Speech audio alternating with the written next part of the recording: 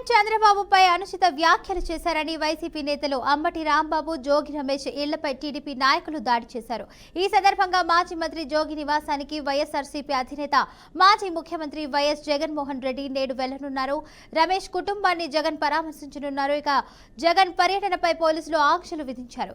ఇక ట్రాఫిక్ కారణంగా route map మార్చాలంటూ నోటీసులు ఇచ్చారు. గత అనుభవాలు, ప్రజల భద్రత దృష్ట్యా వెస్ట్ బైపాస్ మీదుగా అయితే జోగి రమేష్ ఇంటికి వెళ్లాలని పోలీసులు సూచించారు.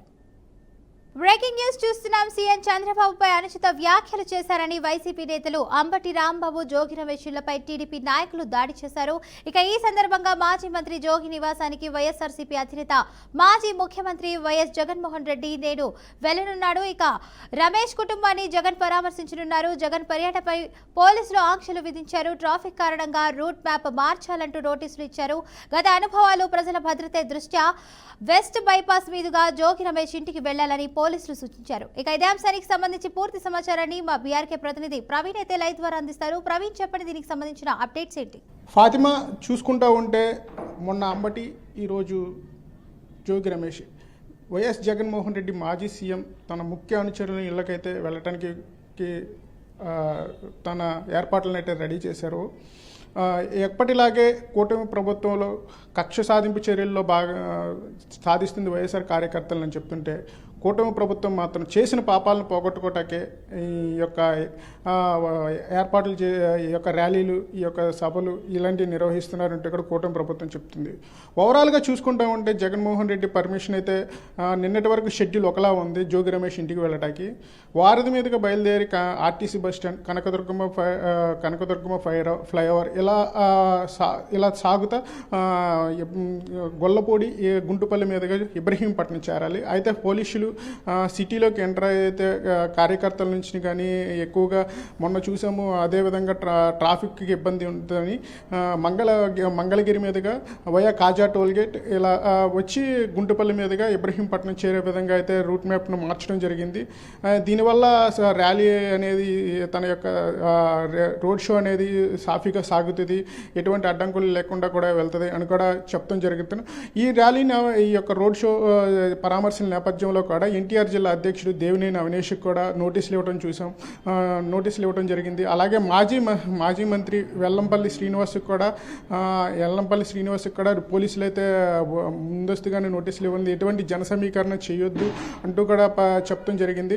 పోలీసులు సెక్షన్ 30 అమల్లో ఉండటం వల్ల కొన్ని వెహికల్స్ మాత్రమే జగన్మోహన్ రెడ్డితో పాటు కాన్వాయ్లో అనుమతి ఇచ్చే అవకాశం ఉంది. ఎక్కడికక్కడ బైకులతో కానీ ఇంకా మధ్యలో వచ్చే కారులను కూడా పోలీసులు అయితే అడ్డుకునే పరిస్థితి ఉంది. గతంలో కూడా మొన్న అంబటి నివాసం వద్ద జరిగిన వెళ్ళే పర్యటనలో కూడా ఆయన దరిదాపుగా 30 గంటల్లో గుంటూరు పట్టణానికి చేరుకోవచ్చు. అయితే కార్యకర్తల నుంచి వస్తున్న సంఘీభావాన్ని ఆయన ప్రతిసారి వాళ్ళు వచ్చి పూల వర్షం కురిపించడం, అలాగే ప్రతి చోట బైక్స్తో ఆయన ఫాలో చేయడం, ఇంకా జనాలు పరిగెత్తడం, ఇవన్నీ చూసి కూడా దరిదాపు 30 గంటలు చేరాల్సిన గుంటూరు ప్రయాణం కాస్త దరిదాపు 7 గంటల పైనే గుంటూరుకైతే ఆయన చేరుకోవడం జరిగింది. అలాంటి సందర్భాలన్నింటినీ కూడా పోలీసులు నిశ్చితంగా చూసి ఈసారి అయితే కట్టుదిట్టంగా ఏర్పాట్లు చేశారు. అధికారులు కొంత రాజకీయ నాయకులకి నోటీసులు ఇవ్వటమే కాకుండా ఫస్ట్ ఒక రోడ్ షెడ్యూల్ అనుకుని ఇంకొక షెడ్యూల్ వైపు కూడా చెప్పడం జరిగింది. అక్కడక్కడ జన సమీకరణాలు ఉండకుండా ఇదే విధంగా చూస్తున్నారు. ఎందుకంటే జోగి రమేష్ ఏదైతే ఇబ్రహీంపట్నంలో ఉంటున్నారో ఆ ప్రాంతం చుట్టూ కూడా అటు నందిగామ కావచ్చు, ఇటు మైలవరం కావచ్చు, నూజివీడు కావచ్చు, చాలా దగ్గరగా ఉంటుంది. అటు నుంచి కూడా కార్యకర్తలని అడ్డుకునే ప్రయత్నాలు చేసే విధంగా బారికేడ్స్తో పెడుతూ ఉన్నారు. జగన్మోహన్ రెడ్డి ఎక్కడ పర్యటన చేసినా, అది ఉత్తరాంధ్ర అయినా, అది గుంటూరు పర్యటన అయినా, ఎక్కడ పర్యటన అయినా సరే జనానికి సంద్రోహం అయితే ఎక్కడ ఆపలేని విధంగా వస్తారని కూడా పోలీసులు అంచనా వేస్తున్నారు. ఈ తరుణంలో జగన్మోహన్ రెడ్డి ఆ పర్యటనలో అంబటి రాంబాబు ఏదైతే దాడిలో, తన ఇంటిపైన జరిగిన దాడిని చూసి అక్కడ జోగి రమేష్కి భరోసా ఇవ్వటం, అలాగే కార్యకర్తల్లో ఉన్న భయాన్ని తీసివేయటం, ఇవన్నీ కూడా చేస్తారు. ఎందుకంటే కార్యకర్తలకు ఒక భరోసా ఇవ్వడం వల్ల రేపటికి ఎలక్షన్కి వాళ్ళని ఎలక్షన్ మూడ్లోకి తీసుకురావటం, అలాగే వాళ్ళని ఒక యుద్ధ ఎన్నికల మూడు వాతావరణాన్ని క్రియేట్ చేయడం, ఇవన్నీ కూడా వర్కౌట్ అవుతాయి అనే విధంగా ఆయన అయితే ఈ పర్యటన చేస్తున్నారు. ఏదైతే బాధిత కుటుంబానికి చెప్పేది కూడా వాళ్ళు ఒకటే, వైఎస్ఆర్ పార్టీ శ్రేణులు మేము బలం చూపించుకోవటం లేదు, బాధిత కుటుంబాలను పరామర్శించడానికి ఈ యాత్ర అనేది కూడా వాళ్ళు చెప్తున్నారు. కానీ కూటమి ప్రభుత్వం అలా కాదు, ఇది చేసిన పాపాలని పరిహరించుకోవడం కోసమే ఈ యొక్క పరామర్శ యాత్రలు అని చెప్తున్నారు. జోగి రమేష్ చూసుకుంటా ఉంటే ఎప్పుడు కూడా ఒక మాస్ లీడర్గా ఉండేవాడు, తన వాయిస్ అనేది గట్టిగా వినిపించేవాడు. పార్టీ ఏదైనా కాంట్రవర్షియల్ ఇష్యూ మాట్లాడాలన్నా కానీ, ఏది చేయాలన్నా కానీ మొత్తం కూడా జోగి రమేష్ వైపే చూస్తూ ఉండే. అతని మాటలు కూడా చూస్తూ ఉంటే అసెంబ్లీ బయట కావచ్చు, అసెంబ్లీ లోపలైనా బయటైనా ఆయన మాట్లాడే మాటలు ప్రతిపక్షాన్ని, ఎదుటివారిని రెచ్చగొట్టే విధంగానే ఉంటాయి. అలాంటి విధానంలో అతని బాడీ లాంగ్వేజ్ కూడా ఉంటుంది. ఇలాంటి విధానంలో చేసిన పాపాలకి పరిహరించడానికి తన కార్యకర్తలకి సమన్వయం చెప్పకుండా ఇలా జగన్మోహన్ రెడ్డి పర్యటన కొనసాగిస్తున్నాడు. వాళ్ళ కార్యకర్తలు మాట తోలకుండా చూసుకోవాలి అంటూ కూడా కూటమి పార్టీ నేతలు అయితే మాట్లాడటం చూసుకుంటుంది. ఓవరాల్గా ఈ పర్యటన చూసుకుంటూ ఉంటే జగన్మోహన్ రెడ్డి అయితే తన యొక్క కార్యకర్తలను కలవటాకైతే వెళ్తున్నారు. అక్కడ కార్యకర్తలు రానున్న ఎన్నికలు 3 తీసుకురావటం కానీ, అలాగే ఎన్నికలకు కార్యకర్తలను సిద్ధం చేయడానికి, భరోసా కలిగించడానికి ఒక బలం చేకూర్చే విధంగా అయితే ఈ రోడ్ షోని అయితే చూడొచ్చు ఫాతిమా.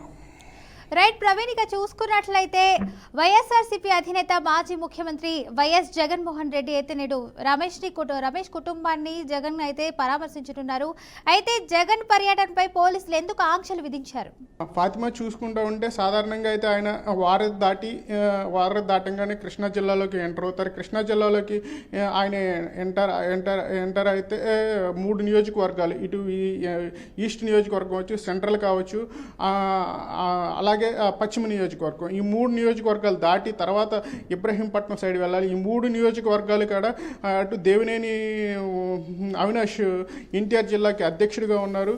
కాబట్టి ఇక్కడ జన సమీకరణ జరిగి ఇక్కడ జరిగిద్ది ఖచ్చితంగా. అయితే పరామర్శకి వెళ్ళాల్సిన టైం కూడా రూట్ మ్యాప్ మార్చడం అక్కడ అదే కారణం. ఎందుకంటే ఇక్కడ పార్టీకి బలమైన నేతలు ఉన్నారు. దానివల్ల కూడా కార్యకర్తలు సమీకరించబడి చేస్తే సిటీ లోపల నుంచి వెళ్తే కొంతవరకు ట్రాఫిక్ ఆంక్షలు, ర్యాలీ సాగటానికి ఈ ప్రయాణానికి కానీ కొంత ఆటంకం కలిగిద్ది.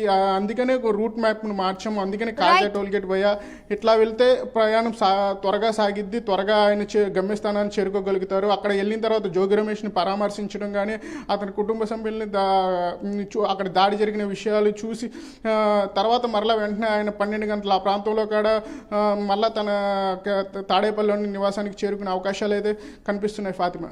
Right, thank you Praveen for the update.